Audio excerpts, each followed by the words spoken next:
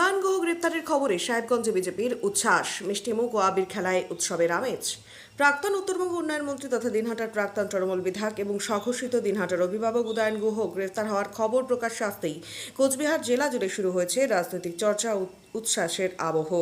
Police সূত্রে জানা গিয়েছে, কলকাতার ফুলবাগান এলাকায় বাড়ি থেকে উদয়ন গুহকে গ্রেফতার করেছে কোচবিহার জেলা পুলিশ। সূত্রের খবর, কলকাতার আদালতে পেশ না করে ট্রানজিট রিমান্ডে তাকে আজই দিনহাটায় নিয়ে আসা হতে পারে।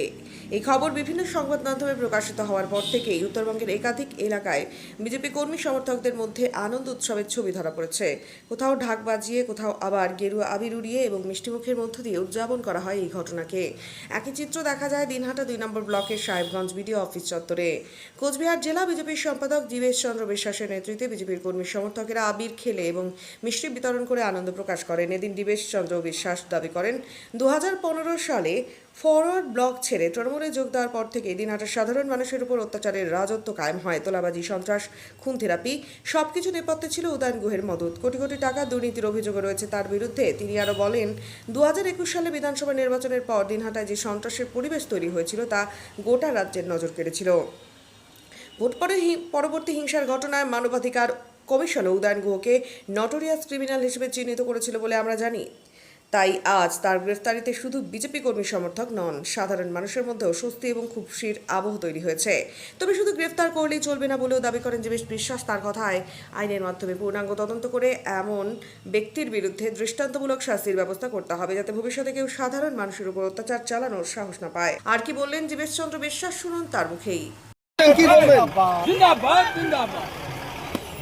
আজকে আমাদের একটা খুবই আনন্দের দিন, বিশেষ করে দিনহাটাবাসীর জন্য এটা খুবই গর্বের দিন, খুবই আনন্দের দিন যে আজকে আমাদের 2015 থেকে আজ 2026 পর্যন্ত যে লড়াই চলছিল তা বলা চলে সফল হলো। আজকে 2015 সনে উদয়ন গুহ তৃণমূলে ঢুকেছিল, আর তারপরের থেকেই আমাদের দিনহাটা উত্তেজিত হয়ে ওঠে, অশান্ত হয়ে ওঠে।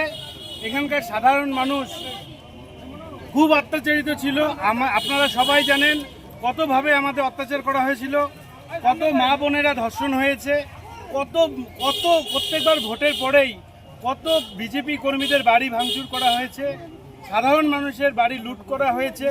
সে 2016 বলুন, 2021 বলুন, 2019 বলুন, 2023-এর পঞ্চায়েত নির্বাচনে বলুন, 2024-এ ভোট পরবর্তী হিংসা, 2021-এর ভোট পরবর্তী হিংসা। অনেক মানুষ অত্যাচারিত হয়েছে, অনেক বাড়ি লুট হয়েছে, অনেক আমাদের বিজেপি কর্মীদের মা বোনের বাড়িতে গিয়ে তৃণমূলের লোকেরা ধর্ষণ করেছে। তার কারণ এই একমাত্র একটা লোক, উদয়ন গুহ। আর তার সেই ব্যক্তি আজকে অ্যারেস্ট হলেন। সেই জন্য আমরা অভিভাবক মনে করতেন দিনহাটার, অভিভাবক তো গ্রেপ্তার, এবার তাহলে ছেলেদের কি হবে? ছেলেদেরও পুলিশ খুঁজছে। আমি পুলিশের কাছে আবেদন করব, তার যত ছেলেবেলে আছে, যত এই লেজগুলো আছে যাদের দ্বারা অত্যাচার করত, তারা সবাই যেন এক এক করে অ্যারেস্ট হয় এবং এদের যেন দিনহাটার রাস্তা দিয়ে, রাজপথ দিয়ে হাফ প্যান্ট পরে ঘোরানো হয়, আর আমাদের ডিম দিয়ে ঢেল মারতে যেন সুবিধার ব্যবস্থা করে দেওয়া হয়। এই আবদার আমি, এই অনুরোধ আমি পুলিশ প্রশাসনের কাছে জানাচ্ছি।